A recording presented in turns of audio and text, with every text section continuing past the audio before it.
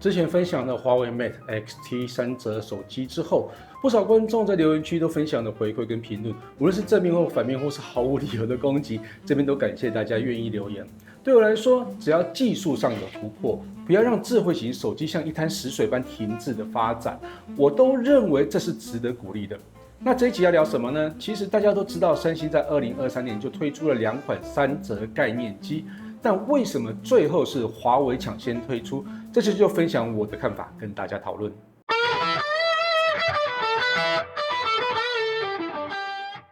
嗨，大家好，我是 Kissplay。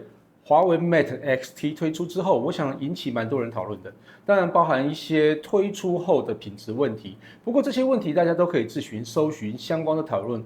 我想那些讨论底下的留言应该非常精彩，大家应该可以去看一下哦。那这次要聊的问题，其实是日前应邀广播节目时，主持人问我，你认为华为3折的技术领先其他品牌多少距离？关于这个问题，其实有一点难回答。我认为并没有所谓的领先问题，而是有更多值得讨论的地方。我就以全球智慧型手机市占最高，也就是最先提出3折概念机的三星作为对比，来分享我的看法。如果你的想法跟我不一样，欢迎留言讨论。首先，我们来讨论一下铰链技术。我认为三星并没有落后华为，毕竟三星的概念机上就已经推出全内折的 Flix G， 还有跟华为 Mate X-T 同样有着1外折1内折的 Flix S。不过，我认为华为在经验值上应该是更丰富的。怎么说呢？如果大家还有印象，华为在2019年的时候推出第一代的折叠机 Mate X， 就是以外折的方式制作。虽然当时是限量发售，但对于外折已经有了量产，而且还有消费者回馈的经验。这部分相较于三星只有量产过内折手机来说，一定是更为丰富的。不过外折的缺点大家应该都很清楚，由于可折叠萤幕的强度跟抗刮抗磨能力，一定没有内折手机的外萤幕优异，毕竟它是用康宁的大猩猩玻璃嘛，所以在耐用度上就是个大问题了。所以选择1外1内的设计真的好吗？我想这一点说不定华为的下一代3折机就会改成全内折并加入外萤幕的设计吧。电池技术也是3折机的关键，我们可以看到这次 Mate X-T 的电池厚度只有 1.9mm， 并且并联3个萤幕下电池，总容量是5600毫安时，这才有办法让手机在全折叠下厚度只有 12.8mm， 全展开之后最薄的那边的厚度只有 3.6mm 的惊人设计。对于华为或是中国品牌的手机，电池绝对是非常大的优势。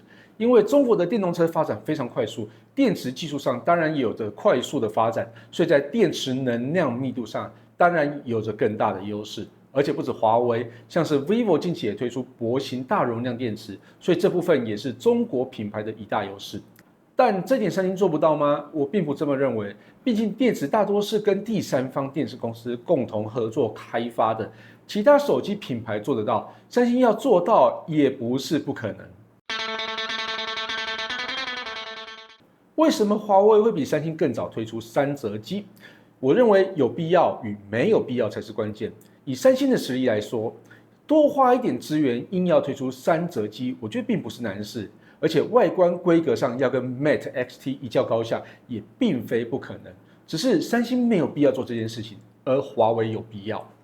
对三星来说，目前手上有许多王牌。首先是 A 系列的中阶机，它是三星销量最好、获利最高的机种，在赚钱的部分靠它就够了。其次是在旗舰机种部分，销量也非常好的 S 系列手机，加上逐渐成长的 Z Flip 还有 Z Fold 的2款折叠机，在技术力上还有品牌力的展现上，这3款手机就足以应付主要竞争对手。而且最重要的竞争对手 Apple 动作比起三星要慢非常的多，所以种种因素下，要推出市场接受度可能还不确定的3折机，在心态上一定就会更保守的一些哦。最后就是电池部分，我认为三星在 Note 7电池事件之后，对于电池跟充电策略上变得非常的保守。在电池安全性没有100%得到保证下，三星绝对不会轻易就出手。所以这对于距离3折机最接近的三星来说，将会是非常大的一个障碍。但对于华为来说，在中美贸易战之后，已经没有什么好失去的，也没有什么好顾虑的。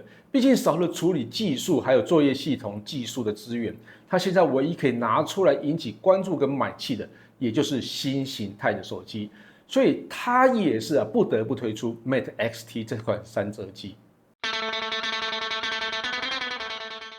华为处理器受到贸易战的影响，在制程受限的情况底下，差距我认为非常难弥补。